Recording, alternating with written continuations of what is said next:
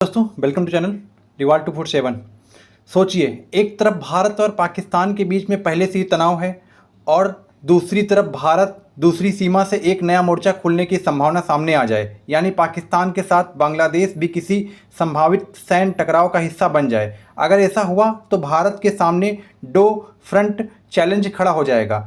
यही वजह है कि बांग्लादेश की तरफ से पाकिस्तान, तुर्की और सऊदी अरब के डिफेंस फ्रेमवर्क में शामिल होने की चर्चा इस वक्त सबसे महत्वपूर्ण हो गई है। अब पूरी कहानी को समझते हैं। हाल के बयानों में बांग्लादेश की तरफ से संकेत मिले हैं कि वह पाकिस्तान, तुर्की और सऊदी अरब के बीच बने डिफेंस अरेंजमेंट में शामिल होने की संभावना को पूरी तरह से खारिज नहीं कर रहा है।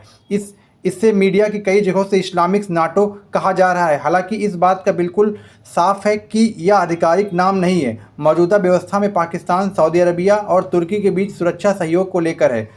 अब अगर हमें बांग्लादेश भी शामिल होता है तो मामला काफ़ी दिलचस्प हो जाएगा। क्योंकि पहली बार पाकिस्तान के साथ एक ऐसा देश जुड़ जाएगा जो सीधे भारत के साथ लैंड बॉर्डर शेयर करता है, और यहीं से भारत की चिंता शुरू हो जाती है।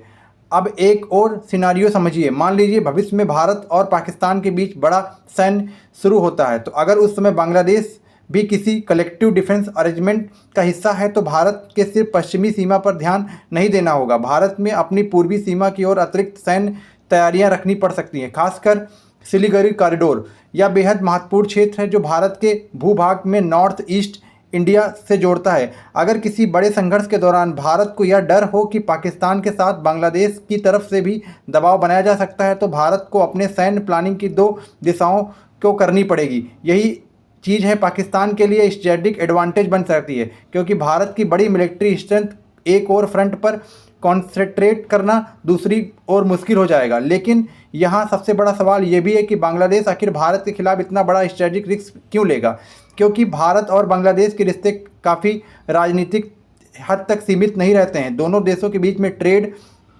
कनेक्टिविटी, एनर्जी कोऑपरेशन और कई दूसरे क्षेत्रों का सहयोग है। भारत में ऐसे परमाणु साथ के साथ सीधा मिलिट्री कॉन्फ्रंटेशन बांग्लादेश के साथ भी बहुत बड़ा रिस्क होगा, क्योंकि बांग्लादेश इस तरह के डिफेंस अरेंजमेंट में जाने के बारे में सोच रहा है। उसके पीछे सबसे बड़ा फैक्टर है जियोपॉलिटिक्स रिलाइजमेंट।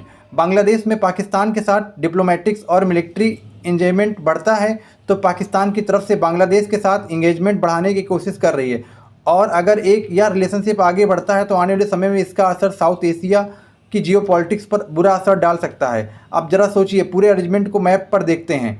टर्की की मौजूदगी मेडिटेरियन रीजन्स में है, सऊदी अरबिया की पर्सियन गल्फ और रेड सी से बेहतर महत्वपूर्ण स्ट्रेटेजिक रीजन में है।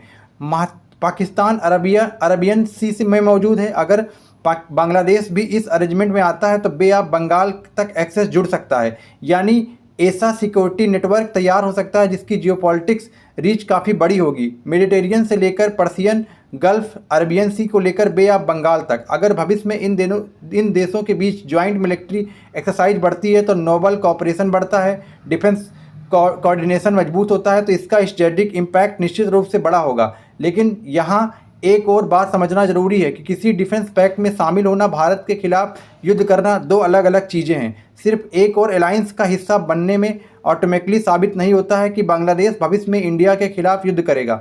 असल सवाल यह होता है कि उस पैक्ट की वास्तविक टर्म क्या है।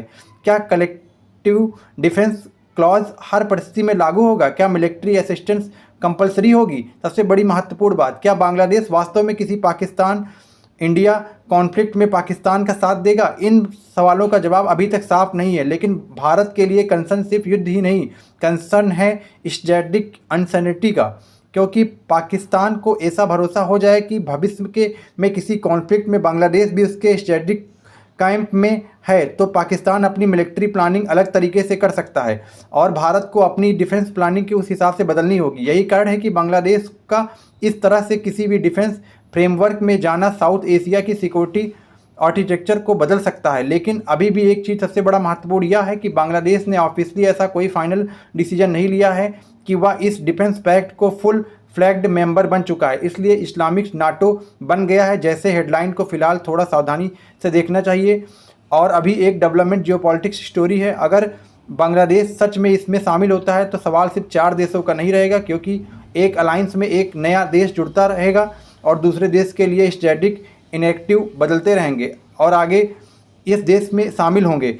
और यह सिर्फ डिफेंस कॉपरेशन रहेगा या धीरे धीरे एक बड़ा मिलिट्री ब्लॉक बन जाएगा? और सबसे बड़ा सवाल, क्या साउथ एशिया में एक नया स्ट्रेटेजिक बैलेंस तैयार हो सकता है?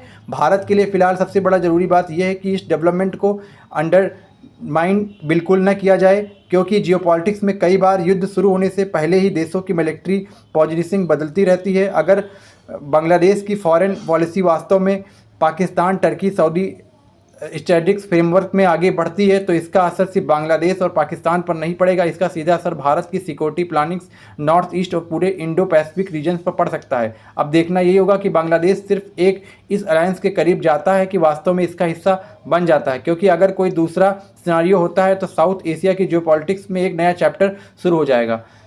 तो आने वाले समय में हम देखते हैं कि जो भी पॉलिटिकल्स इवेंट होंगे मैं उसको कवर करता रहूँगा। ऐसे ही जियोपॉलिटिक्स न्यूज़ सुनने के लिए हमारे चैनल को सब्सक्राइब कीजिए। जय हिंद, जय भारत।